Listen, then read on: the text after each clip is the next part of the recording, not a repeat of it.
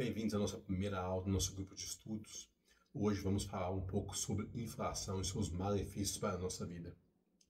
Mas o que é inflação tecnicamente? Inflação é perca do poder de compra. E como essa perca do poder de compra se ocorre?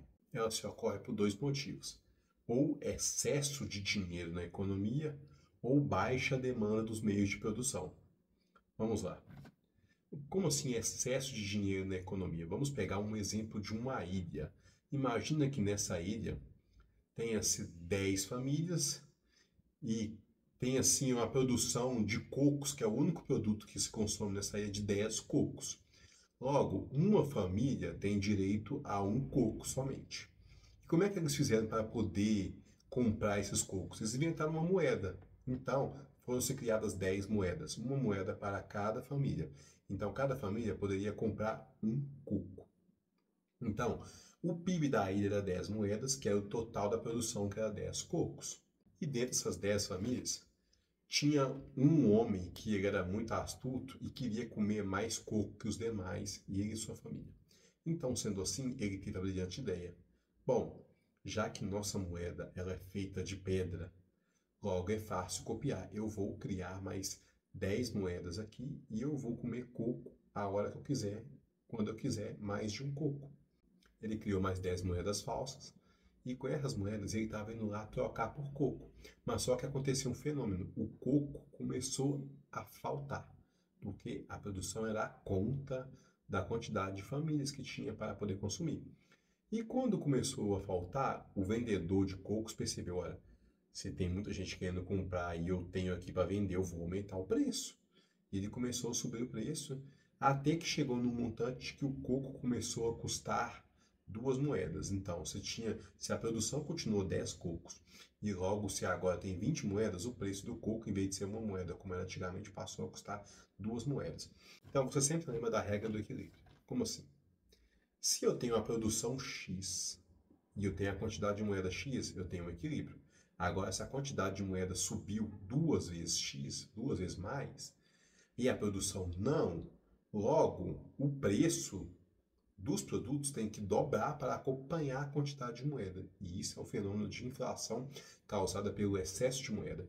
Agora vamos na inflação causada por baixa demanda. Vamos pegar ao mesmo exemplo da ilha com os cocos.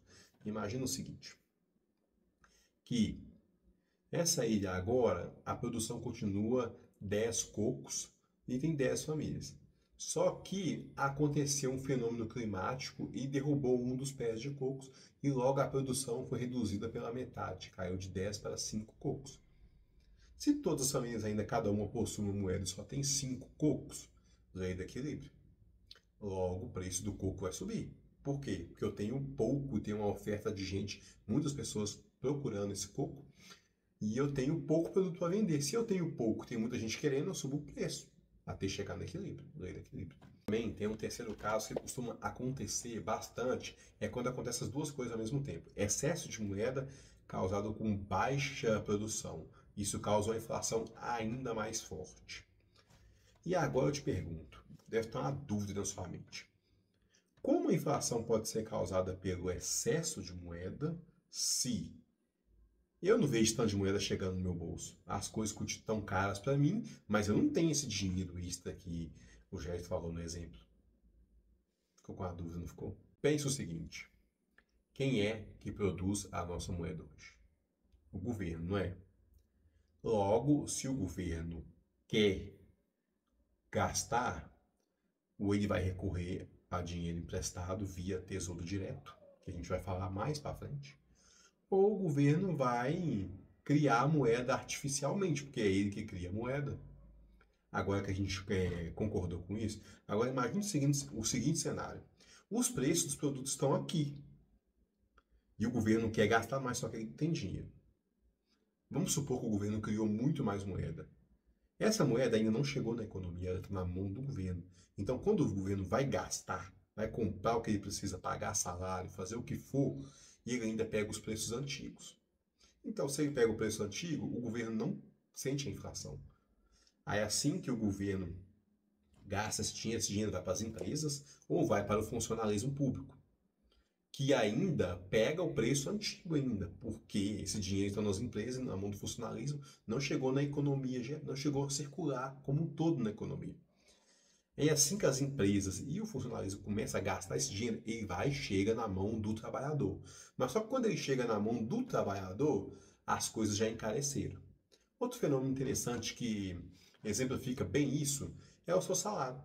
A inflação, ela sobe ao decorrer do ano. Todos os meses tem inflação.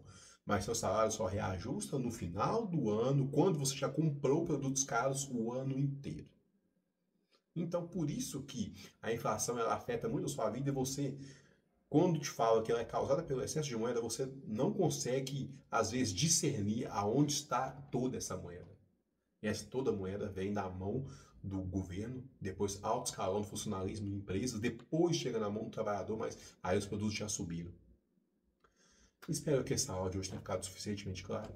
Se você não entendeu todos os conceitos aqui, veja esse vídeo de novo, retorna, volta atrás, vê uma, duas, três vezes, porque esse conceito de inflação tem que ficar entranhado na gente, porque isso é uma coisa que afeta muito a nossa vida e faz a gente perder muito dinheiro todos os anos.